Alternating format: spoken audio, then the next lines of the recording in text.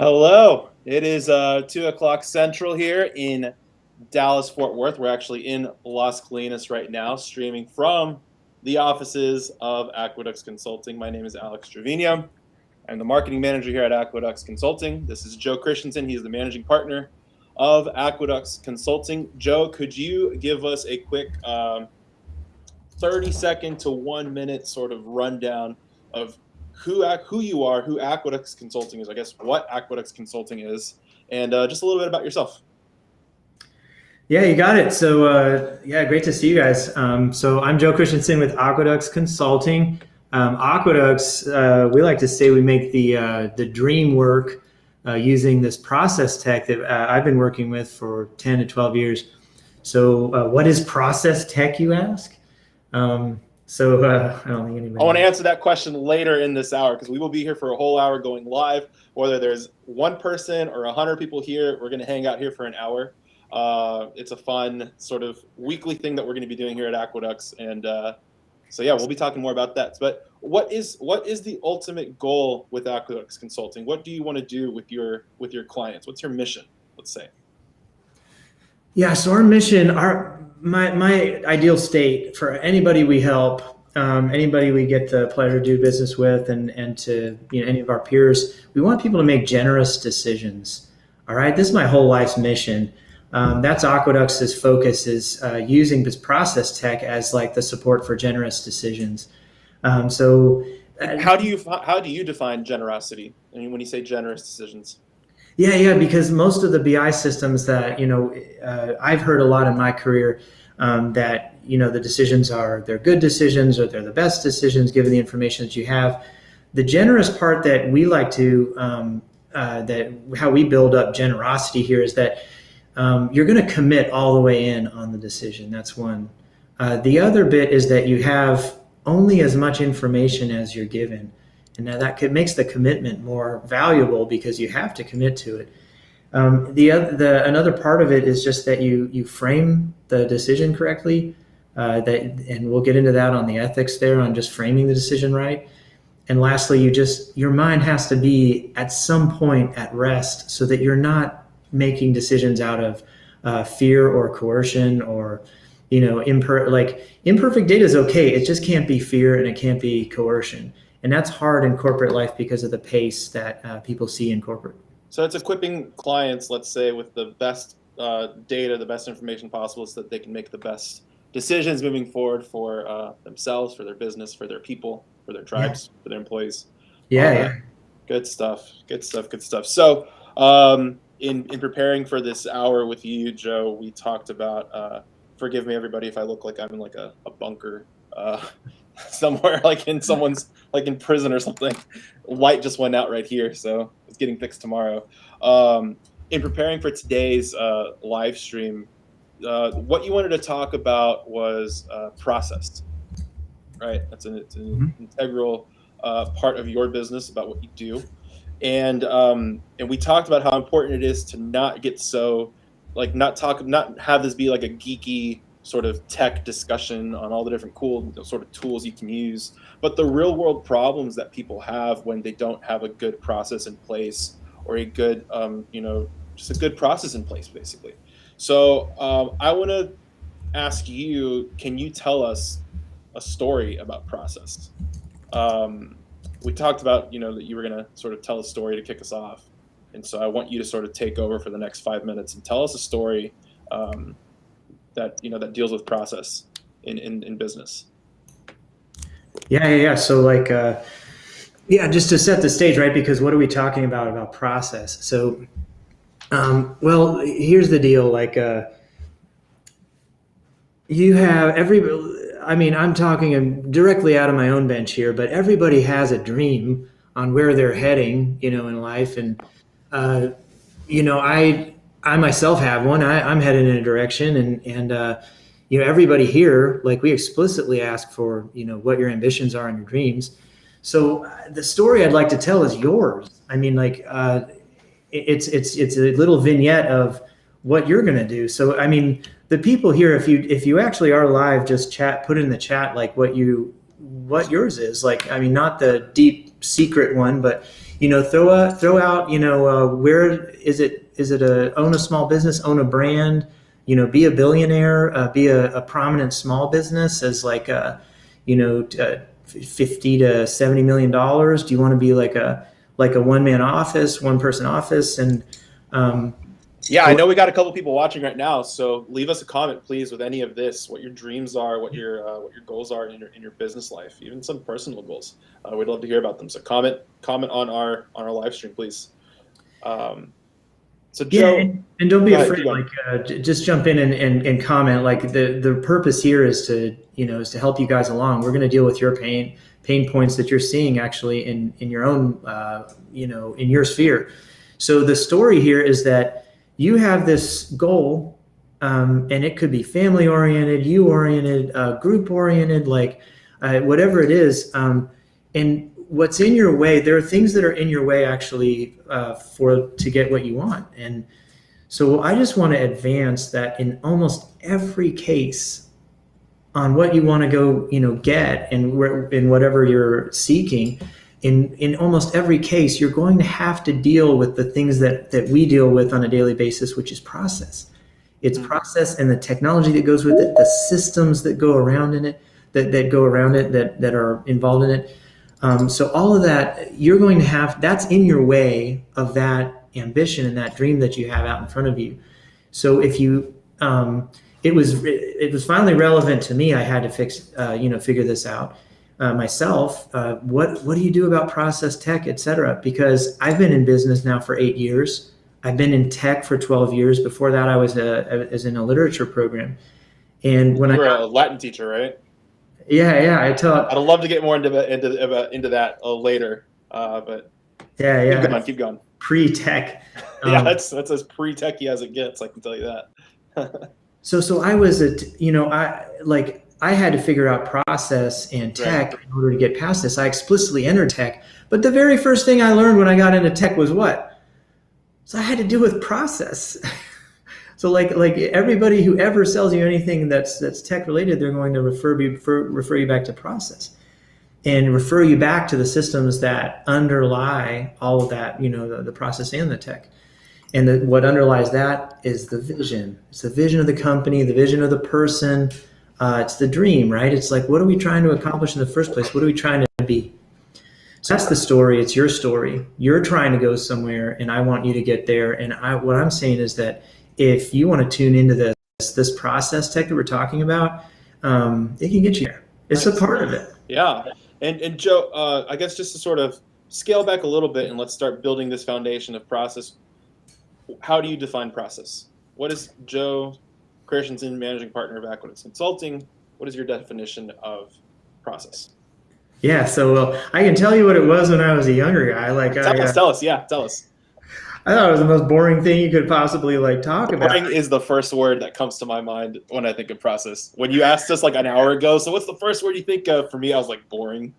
It's boring. What the heck is process? Yeah. But if it's in the way, right, of what you want, and you have to figure it out, then how I defined it and how I finally made peace with it and made it part of me and part of it's something that I could actually deal with, is that process it's actually it's an immense humbling moment that I didn't see coming. You've never heard this definition of process before, but you had explicitly, but you've heard this definition 100 times over from when you were young. Like before you had a bike to take you somewhere, before you had a car, your first car to go and take you somewhere, before you ever flew anywhere on a plane. And then when you got older, you entered different vehicles to take you where you wanted to go. But in every single case, you needed a vehicle to get you there. You were dependent upon it. And this is my definition of process. Process, it's a series of steps, sequence, A to Z, like everything you've ever heard as a definition. But my definition is that you need a process because you are constrained. You don't get what you want right away. Like when you're 5 years old, 6 years old, and you're just learning how to ride a bike. Some of you are earlier. 3 years old on on bikes and everything, and 2, 3 years Yeah. old. But you're just learning. You're constrained. You can't even get past the boundaries of your driveway. And so you have a dependency. You depend upon people. You depend upon your parents to teach you how to ride the bike. You depend upon, your parents making money so they can afford a bike. I mean, when I grew up, that was the thing. So my process definition is that you have constraints right now in your world, whether you're a CFO, CEO, analyst, whether you're a accountant, accounting clerk, all the way down to starting out as an entry level position. You have constraints. In some cases, you don't have a job, right? Depending upon who's listening here, you don't have a job, you don't have a position. You want something, but you have constraints. Therefore, you are dependent. This is finally my connection, my own personal connection with process, and I could see it, and I was like, oh man. Not only could I do that, but I could also help other people do that because I've had that my whole life. So basically, you're saying that a process is a series of it's sequences, or a sequence that either constrains you or it frees you, depending on how good your processes are or how bad they are. That's what it seems like. And in your experience, just from Joe, he's been around for doing this for 12 years. He's at Aqueduct Consulting since 2012, I think. So you've been in this world for a while. You've worked with businesses that range anywhere from a few $1 million to hundreds of millions of dollars worth massive companies in retail and medical and all these different industries. What are some of those day-to-day processes that you've seen analysts, CFOs, executives, accountants, people who work in finance departments? What are some of those constraints that you've seen that just hold people back from achieving what they need, which is good information, updated information, data at the tip of their hands? Yeah. So it's a great question. I mean, so you got your dream, right? You're trying to make something happen. You're a CFO, and what's in your way right now, and what we've dealt with for the past 12 years, and I didn't know I was dealing with it at first, right? Yeah. When I entered the market, I was just trying to have a trade. I was just trying to be a person with a trade and and some ability. And I didn't know how to call it this when I started. But from my earliest days, what I heard was that the people, the process, and the tech do not line up. And from my earliest days, what I heard was that it was almost like in every single huddle, I heard some sort of mention from the veteran consultants who are out there from whom I learned. They would come back and they'd say, good or bad, you know what? This vision, this direction is really good. It's just that we got to fix this thing. Or they said, this direction, there's no direction here. And they were very almost almost insulting. They're like, yeah, well, I mean, there's no real direction here, but we have to fix this thing. Mm. And man, can you feel that? Like if you got a dream, if you have a dream and a deep-seated ambition and everything, and then you have people, right? You have dependencies, right? One of the dependencies, because you got constraints, you can't do all this yourself. And you're a CFO, you've hired these people to do it. And their opinion of the whole thing is that, man, who's driving the bus? But if you've done it right, we've been at some of the clients and man, the word coming back, at least on the consulting side, right? That could have been wrong. It could have been that they had limited information, but just my experience of it is that, when it was right, it was a great admiration for the direction of the company, literally just finding its way right into the project. And it made everybody on the project want to pull hard. Mm-hmm. And in the other case, they're professionals. They were going to deliver, if the dream wasn't there, the vision, but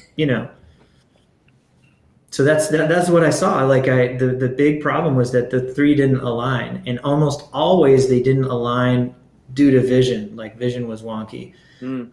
But even if you have a great vision, you've got great intention, you have to solve that process, tech, systems, people problem, man. Yeah. And so, how does all that connect? How do you? Sorry, I pressed my mute button for half a second there. Just disappeared from here. How do you get all of that to connect in a cohesive way? Is it industry by industry? Is it company by company? Is it company size? What does your process look like when working with a client. Let's pick an industry. Let's say I don't know, pick one that you worked with recently, and sort of how you kind of went about, organizing that process. Sure. So let's say I'm going to pick an industry example, but I want you to put in the chat right now, if you're on, please put in here what you're looking at, right? Like you've got this vision of where you want to go. Your vision might be a brand down the road that you're not attached to right now. Right now, you're in a vehicle to get to the brand.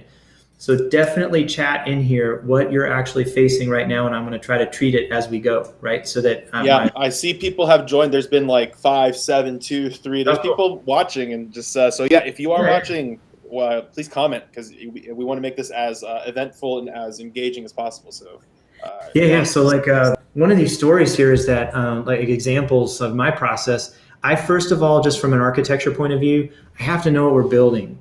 And if you're a small business looking to build from scratch, if you've never gone outbound to talk to people out in the market, or if you're like marketing as a department in your company because you're $2 billion, we've served all of those things, and the same thing adheres for all of them.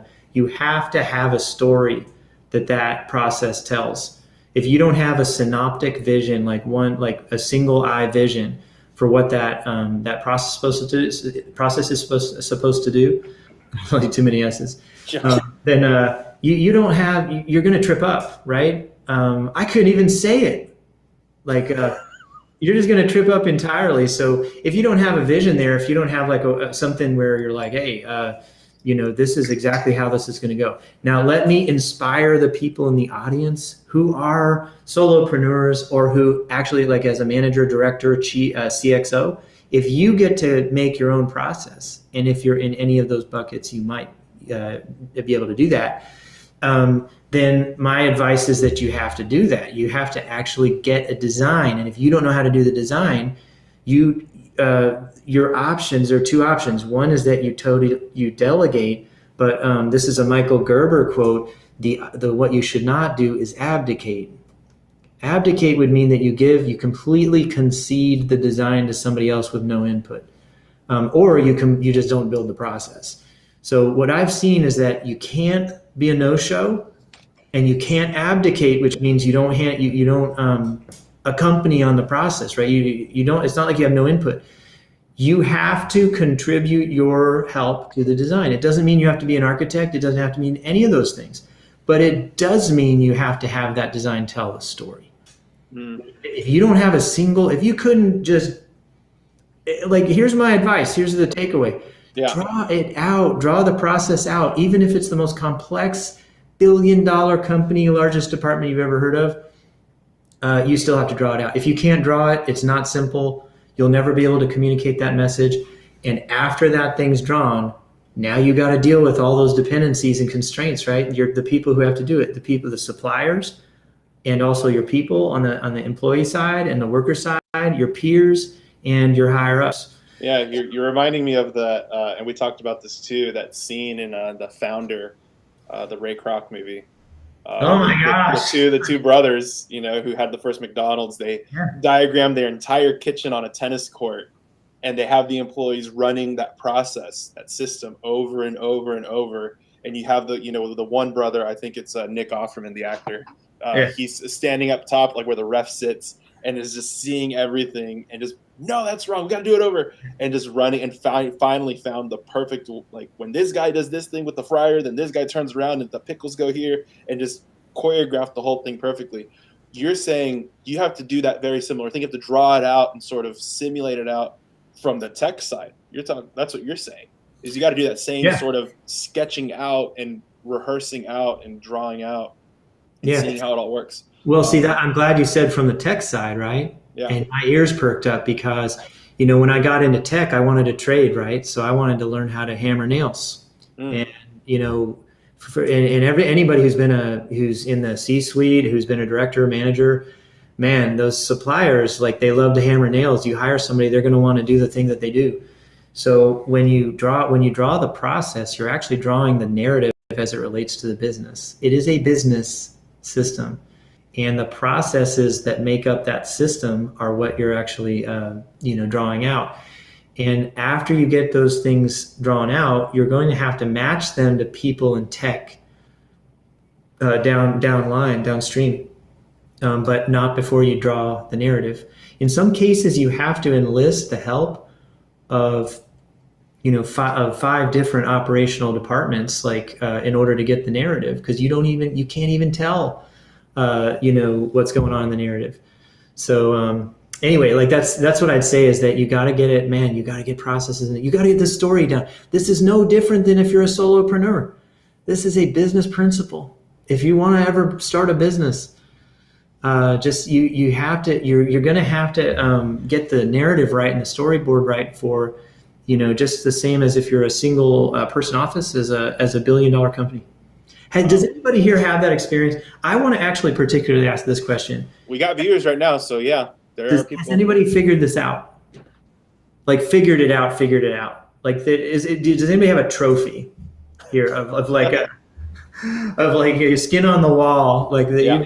You've hunted something up, and it's and you were able to show it off that you did figure this out. You were able to storyboard something, and you made something work that didn't work before.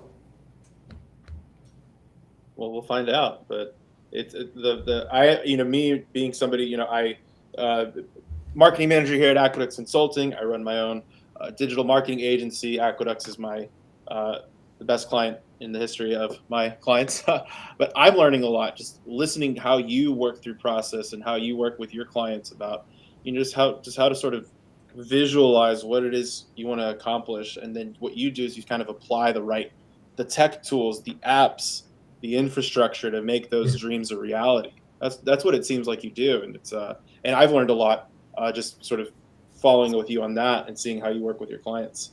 Well, yeah, I think this whole sort of jumping into the importance of process is something that we forget so much about, and I imagine a lot of your clients too don't put a lot of weight into their own processes. They just think, oh, I just have to buy this many apps or get this many people sort of working on my systems, but haven't really mapped anything out. So jumping off of that, what experience do you have when some of your clients, have mapped out what they want their systems to look like, what apps they want to sort of have in their business, and figuring out, is that something I can do internally, or is it something that I need to bring a consulting firm in to help me out with? Yeah. Talk about that process for your clients and what you've seen in your 12 years of experience. Yeah. So like, so vendor selection is hard. App selection is hard.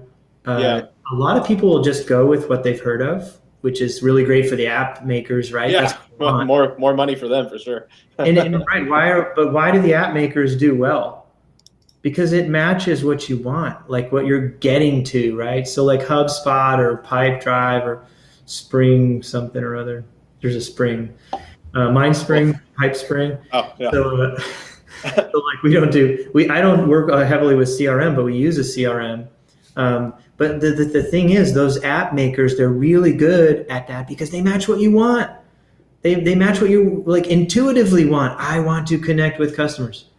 I want to move stuff in my warehouse, in my manufacturing facility. I want to barcode stuff, man. We're real if we barcode. Mm-hmm. With the gun and everything, yeah, man. We're real if we barcode, right? Yeah. If I had a QR scanner.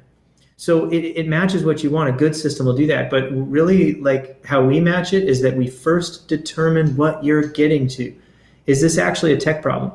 And then when we nail down and fix that it's a tech problem, then we go app shopping, and app shopping is like its own bird. And honestly, the people who find the apps they want, this is the secret. It's an amazing secret. You got to know what you want first, and then you will find the app that you want. And the reason is that otherwise you're shopping through options, and in many cases you don't even know what the apps do. And that's, to be honest, and this is my bench too, when I go app shopping, I don't even know what the stuff does. And then I ask questions, and then the people will say, what do you want it to do? And that sounds bad, because like you're like, look, can you just tell me what your thing does, right? Like the application. So that's a little stalemate that we see in the market. And so the person who has to break that stalemate is, in my opinion, it's actually the customer first. And if the customer does not want to, like person you've got this dream and you're driving towards something, you have to break that stalemate first, and you have to declare. Now you can shop, right? And you do need these vendors to show what they do in order to shop, right? So, but you can ask a demo, and then for a demo, and then you'll ask for the demo, and then they'll say, well, and then you'll ask, well, does it do this, that, or the other? And they usually always say yes. If they're very honest, they'll say, they'll be a Boy Scout or Girl Scout and say, no, Scout's honor. In fact, it does not do that. Does not do the thing you're looking for, yeah. But if you're shopping for apps right now and you're small, mid-size, like growing large, if you've never bought an app before, I can just say this: it's a lot more work than you think it is if you haven't done it before. Okay, so if I'm like a first-time app buyer looking to sort of upgrade to fix up back-end process in my business, it can be a lot of work looking for these apps. Hey, just think about it as building a house.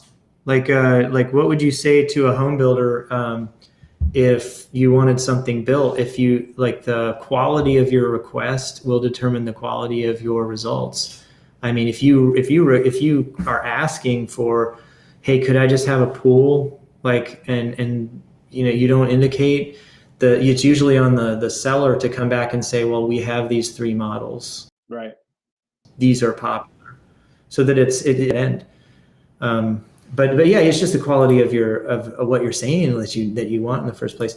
So in the crowd here, does anybody have an app experience that worked or did not work? Did not work. Wow. The old chat. Come out of obscurity. Yeah. How are you going to get your dream to happen if you don't come out of obscurity? That's what I'm asking you. That's true. I mean, we've been floating around from like 1 to 7 viewers, so there's people definitely skipping through watching here. So please tell us your horror film app experience. Joe, what's a bad experience that a client? Have you had a client come to you to say, I'm overwhelmed with sort of all the options that are out there? Yeah, overwhelm is just it's like our number one, because the stated purpose of the department and of the business is not there. And so they're trying to solve problems in sort of circularly. And so they don't fix it to the ground. So overwhelm is probably one of the biggest things. And some people will come to us with very little definition, but a lot of goodwill, like, hey, you know what? We're honest, and we're going to be honest with you. We don't know how to do this. We want you to tell us how to do it, and then we want you to manage the engagement that way.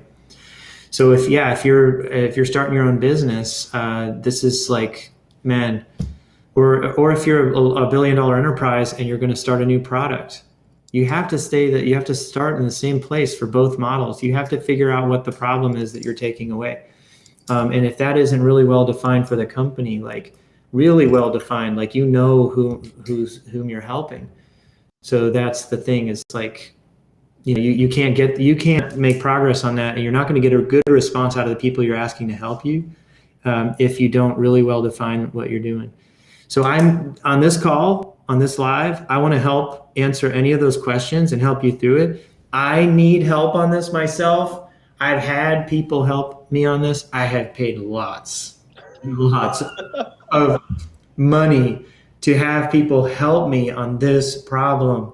Money. I mean, for them, right? Yep. And I've been on both sides of this market, right? I perform service as a contractor, and we do large projects, in terms of implementation. But we also just do automation projects and data movement projects and stuff like that. So the best projects I've ever been on, wow, just great definition. They know exactly what they want. Yeah, and I guess part of your job too is helping your clients define what it is that they want. Yeah. Right? Yeah, because you can still reach out to people and say, I don't know what I want. What is an appropriate amount of time for me to figure out what I want, and how much should it cost? Right. Boom. Who here thinks that's like a quality question? What is there you don't have to stay bottled up forever until you have the perfect design, right? Don't have the perfect plan. So what should I be doing? Like, how much should it cost? Oops, sorry, hold on. It's pretty scratchy. Yeah, record scratch. Oh yeah. We're gonna do a remix of this live. So So ask for help. The quality of your questions determines the quality of your answers. The great Brandon Dawson. That's his mantra, right? So, and if you haven't gone there, like to check out how to ask great questions, he's drawing a good bit from John Maxwell. Who's Michael Gerber? These guys. The homeboys in the back right there. Oh yeah, Stack of books right there. So Michael Gerber, E-Myth, John Maxwell, 21 Irrefutable Laws of Leadership. But Maxwell also has a question that leaders ask great questions. So the quality of your questions will determine the quality of your outcomes and the results. And that seems like a mantra that you that you sort of will to your customers, to your clients too. It's just ask good questions and I'll be able to give you really good answers. Hey, do you know how I know this, Alex? It's because how do you know this?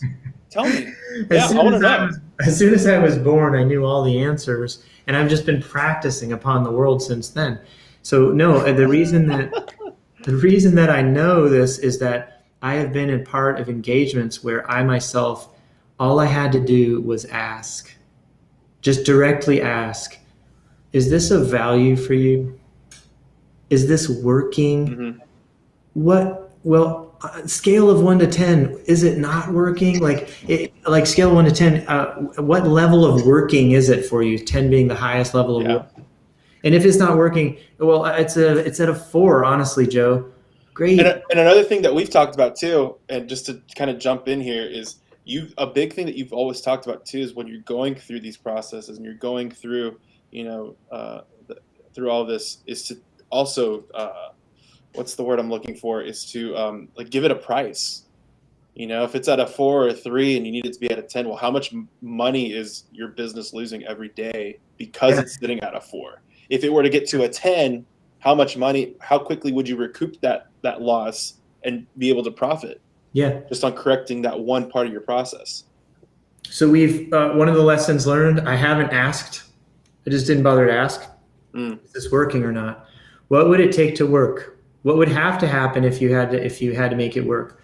So you can ask that question of your suppliers. You can ask that question of the people who are going to be helping you, your dependencies, right? You're the people who are depending upon whom you're depending.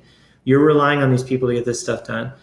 And, and so you can ask those questions of your own internal people, of your management structure, of your partner, your peers, your partner, your business partner, etc. So you can ask those questions, right? And you have to ask those questions. Otherwise, what happens is that I never ask what would be the cost of your business if we kept on doing it this way. The answer that they had behind all I had to do was ask, but the answer behind the door number, I never got to see it because I was kicked out of the place because they felt like they were spending too much money, is that it was costing them a lot of money to do this. We should have been doing that. And all I needed to do was ask there. And it's hard because you're a company that a company of, hammerers, and you want to go hammer nails, man. And once you see nails, it's just like, great, I'm here. I feel good. I'm in the right place. But I didn't ask the question correctly at the right time to regroup. And that same approach is what you can do. You can do the same thing in the area, in wherever your bench is, wherever your office space is. Nice. Wow. And the last thing that I think we're going to cover on this live stream is a concept of that we've talked a lot about too. And when I've just been sort of getting to know you, your business, all of that is build or buy. There's this idea of, is this something that I'm going to just sort of go out and buy a product that's going to fix this part of my process, or is it something that my internal team is going to build, or is it something that I'm going to sort of contract out and bring in a consulting firm like Aqueducts to come in and either consult on making that decision and also perhaps helping me build out, if I choose to build. How do you see clients in the various industries that you've served go through that process? Just tying it all together with process. It's a theme. A theme. It's like we're kind of it's kind of themed today. So. Well, so all right. So build or buy. Build or buy actually. Buy means that you buy something that's already sort of got the answer that you want. So you can actually buy through an external consultant, or you can buy from your internal group. So build or buy is actually the distinction between Do you want to build it custom, or do you want it from scratch, or like from a template, or do you want to buy it off the shelf, right? For me personally, our group, HubSpot. I don't want to build a CRM. It's a secret into the market. Like, I don't want to build a CRM. I don't want to build I don't want to build QuickBooks. I don't want to build Dynamics, SAP, Oracle. Like, I don't want to build those systems. I want to buy them. And then the second question is, do you want to, buy and then modify a little bit, like make it yours, or buy and then the template style and then heavily customize? Mm-hmm. So really, it's a build or buy. Like, it's I think most enterprise you're going to probably build, like you buy then build. Like, you're going to buy something that's a good starting point. That's what ERP is, really, enterprise resource planning software. That's where you get really big. Your dream and vision, you're finally there. You're $100 million a year and north. Already before $100 million, you have to run some software that's going to manage your stuff. But yeah, I mean, it's you want to buy and then build, but depending upon where you are. So now you got that system in place, and you want to manage credit cards. You want to take credit card payments.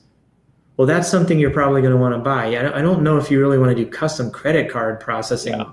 Like, buy it, and then build would be, I'm Amazon and none of the systems are fast enough for me. I've got to build.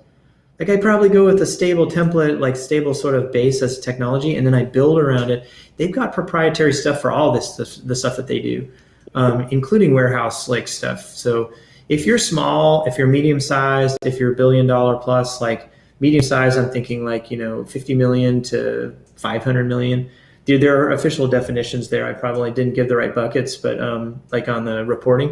Mm-hmm. But if you're medium size, if you're a larger business, and especially if you're enterprise, like build or buy, just get there. Like, you got to have some way to determine that. If you are going to make generous decisions with your life, you have to determine this build or buy, because I mean, like, you have to have the information available, and you also have to frame exactly the point at which you're going to, decide.